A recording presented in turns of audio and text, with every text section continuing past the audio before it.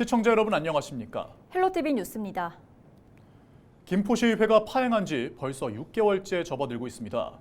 각종 조례안과 예산안 심의가 지연되면서 민생 피해가 발생하고 있지만 김포시의회 여야는 여전히 합의점을 찾지 못하고 있는데요.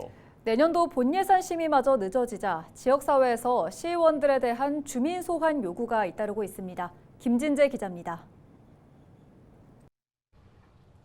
김포시의회 앞에 늘어선 화환대.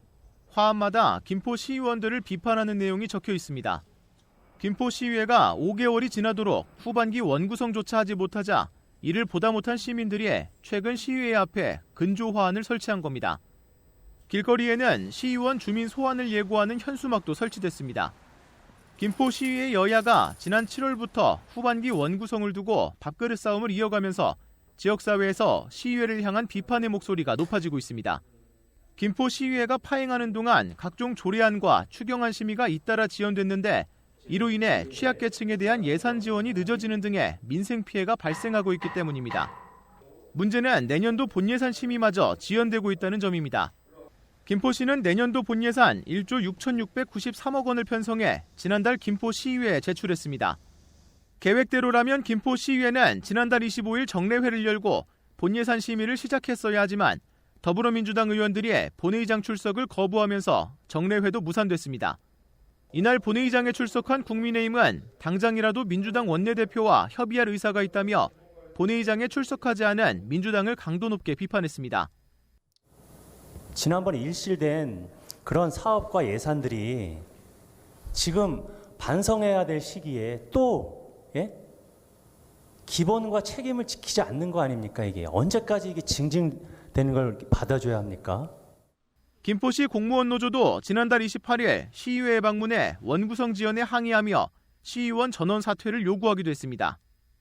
그들한테는 대단한 일인지 모르지만 그 원구성 자체도 안 되고 그걸 더더군다나 그 위원장 자리 뭐 그거 하나가 때문에 인생이나 우리 시 업무의 공백이 너무 크고 해서 빨리 원구성 합의하고 그렇지 않으려면 차라리 하라고 이제 그만두라고 이제. 한편 더불어민주당은 본회의장 불출석 이유에 대해 여당이 사전 논의 없이 상임위 선출을 정례회 안건으로 올렸다며 원칙대로 의회 정상화와 본예산 심의를 해야 한다는 입장을 밝혔습니다. 김포시에는 오는 4일 다시 한번 임시회를 개최할 예정이지만 이번 임시회에서 후반기 원구성을 매듭지을 수 있을지는 불투명한 상황입니다. 헬로티비 뉴스 김진재입니다. 길에서 주운 다른 사람의 신용카드로 금은방을 돌며 돌반지를 산 남성이 경찰에 붙잡혔습니다. 부천 오정경찰서는 사기와 점유이탈물 횡령 등의 혐의로 60대 A씨를 붙잡아 조사하고 있다고 밝혔습니다. A씨는 지난달 24일 저녁 6시부터 2시간 동안 부천 오정구 일대 금은방 3곳에서 분실 신용카드를 이용해 300만 원 상당의 금품을 구매한 혐의를 받고 있습니다. 당시 서울 화곡동 인근에서 카드를 주운 A씨는 무인 아이스크림 점포에서 600원을 결제했고 부천으로 이동해 추가 범행을 이어간 것으로 파악됐습니다. 경찰 조사 결과 A씨는 과거 절도 혐의로 재판을 받고 벌금을 내지 않아 수배령이 내려진 상태였던 것으로 전해졌습니다. A씨의 수배 사실을 확인한 경찰은 검찰로 신병을 인계했습니다. 인천사회복지 공동모금회는 2일 인천시청 앞 앳들광장에서 사랑의 온도탑 제막식을 열고 희망 2025 나눔 캠페인을 시작했다고 밝혔습니다. 이날 출범식은 유정복 인천시장을 비롯해 정혜권 인천시의회 의장과 도송은 인천교육감 등이 참석한 가운데 축사와 성금 전달식, 온도탑 제막 순으로 진행됐습니다. 성금 전달식에서는 인천국제공항공사가 18억 원을 쾌척해 이 캠페인 관련 누적 기부금 200억 원을 달성했고 주식회사 경신과 부성은 1억 원을 약정하면서 나눔 명문기업 51호, 52호에 각각 가입했습니다. 또 김진구 씨는 1억 원 이상 고액 기부자 모임인 아너소사이어티 184번째 회원으로 가입하기도 했습니다. 이번 캠페인은 내년 1월 31일까지 총 62일간 진행되며 목표 모금액은 108억 8천만 원입니다. 온도탑의 온도는 1억 880만 원일 모일 때마다 1도씩 올라갑니다. 지난주 국토부가 1기 신도시 정비 선도지구를 발표하면서 입주 30년이 넘은 노후 계획 도시에 대한 재정비가 시작됐습니다. 이주 대책과 광역 교통 개선 방안 등이 이달 안에 추가 발표되는데 부천 중동 1기 신도시를 중심으로 희비가 엇갈리고 있습니다. 이정하 기자의 보도입니다. 국토부 1기 신도시 정비 선도지구에 선정된 부천의 한 아파트 단지입니다. 이 아파트를 포함해 부천 중동에서는 2개 구역이 선도지구에 이름을 올렸습니다. 반달마을 3,500여 세대, 은하마을 2,300여 세대 등 전체 5,900여 세대입니다. 아파트 단지에는 이렇게 선도지구 선정을 반기는 현수막들이 곳곳에 나붙었습니다. 착공은 오는 2027년, 입주는 2030년으로 잡고 있습니다. 인근 부동산에도 문의가 늘었습니다. 집값이 어떻게 되냐, 그리고 아니면 투자 관련해서 문의도 왔었고요. 기대감이 있긴 하는데 한편으로 기대감과 동시에 근데 이게 되겠어? 라는 그런 게 좀 같이 있는 것 같아요. 투자하려고 그 문의는 하는 것 같은데 선도지구 안에 이름을 올리지 못한 지역은 침체한 부동산 경기에 걱정부터 앞섭니다. 당초 부천 중동에서는 임대단지를 제외한 통합 재건축 대상지 16곳 가운데 75%가 이번 공모에 참여했습니다. 응모할 때부터 대충의 순위를 거의 짐작하고 들어갔던 거기 때문에 금강마을이 탈락했다라기보다는 지금 이렇게 전체적인 재건축 시장에 대해서 좀 어두운 전망들이 많이 나오고 있는데 어떻게 해야 되느냐, 그런 문의들이 상대적으로 더 많은 것 같습니다. 이번에 탈락한 구역은 추가 공모 없이 주민 제한 방식으로 순차 정비가 진행됩니다. 결국 단지별로 다음 단계를 준비해야 하는 상황입니다. 조금이라도 빨리 준비하는 단지가 어쨌든 선도지구 바로 다음 뒤를 따라갈 거라고 예상하고 각자 먼저 준비해온 단지들부터 구역 지정을 하겠다. 이렇게 되면서 사실 좀 이제 뭉치는 동력보다는 각자 내실을 더 기해야 되는 상황이 좀 된 것 같습니다. 선도지구 발표 이후 닷새, 부천시에도 주민들의 문의가 잇따르고 있습니다. 대부분 선정되지 못한 단지를 중심으로 재건축이 불가능한 것이 아니냐는 등 잘못된 정보로 인한 질의가 많다고 부천시는 설명했습니다. 선도지구에 들지 못한 구역에 대한 단계별 정비계획 수립 시기는 내년 상반기 추가 발표될 전망입니다. 헬로티비 뉴스 이정하입니다. 지난달 27일에서 28일 많게는 40cm 이상의 눈폭탄이 쏟아진 경기도에서는 휴일임에도 복구 작업이 이어지고 있습니다. 이를 경기도에 따르면 이날 오후 5시 기준 도내 시설 피해는 총 7,464건으로 잠정 집계됐습니다. 이번 폭설 피해 규모는 아직 시군에서 집계 중이어서 더 늘어날 것으로 예상됩니다. 피해가 집중된 경기 남부 시군 지자체들은 정부의 특별 재난지역 지정을 건의하고 나섰습니다. 지금까지 16개 시군에서 총 475세대 876명이 대피했는데 이들 대부분 주거용 비닐하우스 붕괴에 따라 대피한 것이었습니다. 이 중 706명은 귀가했지만 105세대 181명은 아직 집에 돌아가지 못하고 있습니다. 올해 들어 인천의 출생아 증가율이 전국에서 가장 높은 것으로 나타났습니다. 인천시는 올해 1월부터 9월까지 인천 지역 출생아 수가 11,326명으로 지난해 같은 기간보다 8.3% 증가했다고 밝혔습니다.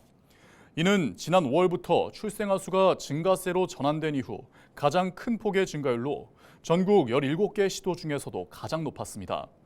전국 평균 출생아 증가율은 0.7%입니다. 인천의 합계 출산율은 지난해 3분기 0.67명에서 올해 3분기 0.8명으로 늘어 세종시에 이어 전국 두 번째로 큰 증가폭을 보였습니다. 인천의 혼인 건수 역시 1월에서 9월 총 9,661건으로 전년 대비 12.4% 증가했습니다. 시는 지속적인 인구 유입과 함께 인천형 저출생 대책이 출산율 증가에 기여한 것으로 평가하고 있습니다.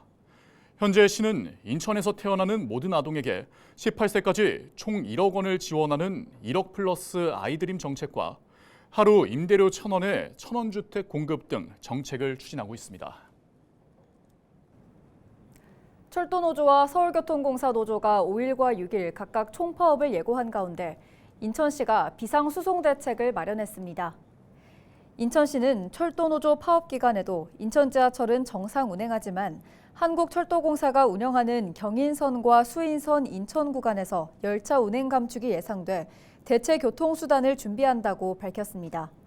광역버스는 출퇴근 시간대 경인선과 수인선을 경유하는 노선 운행을 3회씩 늘리고 주요 혼잡 구간 노선의 교통 수요 분산을 위해 다른 노선 운행도 늘릴 계획입니다. 시내버스는 파업 기간 중 출퇴근 시간대 운행을 1회에서 2회 늘리고 장기 파업 시 예비 차량 165대를 추가 투입하기로 했습니다. 올해 서울 지역의 오피스텔 전세금과 월세 보증금이 예년에 비해 크게 오른 것으로 나타났습니다. 지난 1일 부동산 정보 플랫폼 다방이 분석한 자료를 보면 올해 1월부터 10월까지 서울의 오피스텔 평균 전세 보증금은 2억 4,713만 원으로 지난해 연간 평균 2억 2,086만 원보다 11.9% 오른 것으로 나타났습니다. 서울의 오피스텔 평균 전세 보증금은 지난 2021년 2억 1,602만 원에서 2022년 2억 2,497만 원, 2023년 2억 2,086만 원으로 소폭 오르내린 바 있습니다. 다방은 올해 1월부터 10월까지 서울의 오피스텔 평균 월세 보증금도 5,751만 원으로 지난해보다 42% 올랐다고 밝혔는데요. 2021년에서 2023년까지 해마다 400만 원 안팎이었던 오름폭이 올해 들어 1,700만 원 상승한 것으로 나타났습니다. 다방은 전세 사기 우려로 빌라 전세 수요가 오피스텔로 옮겨간 것으로 보고 있습니다. 국토교통부가 생활 숙박시설의 합법적인 사용 지원을 위해 2일부터 지자체별 지원센터를 설치해 운영한다고 밝혔습니다. 지자체별 생활 숙박시설 지원센터는 용도 변경 등 지자체별 생숙 관리 방향을 결정하고 합법 사용을 위한 각종 안내와 컨설팅을 소유자에게 제공할 계획입니다. 국토부는 용도 변경 지원을 위한 오피스텔 건축 기준 개정안이 연내 시행될 예정이며 신규 생숙 개별 분양 제한 및 복도폭 관련 대안 제공을 위한 건축법 개정안도 연내 발의를 위해 국회 협의 중이라고 덧붙였습니다.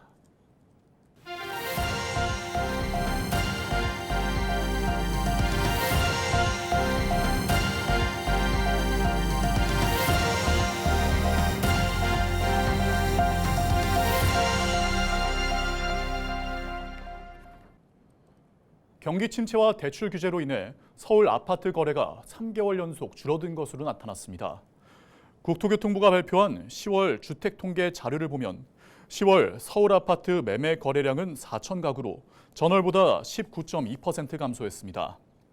이는 지난 4월 4,840건 거래 이후 6개월 만에 가장 적은 거래량을 보였습니다.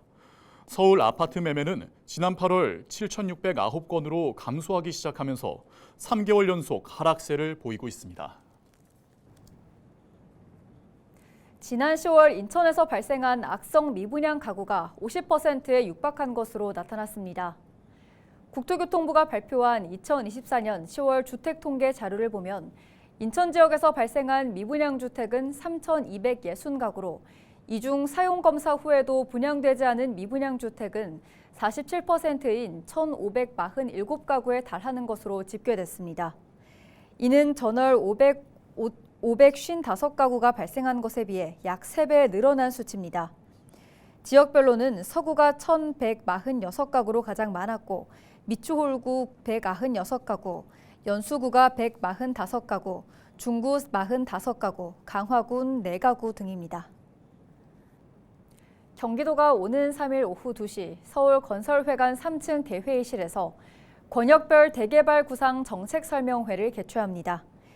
이번 설명회는 시군 관계자 간담회와 주민공청회에 이은 마지막 설명회인데요.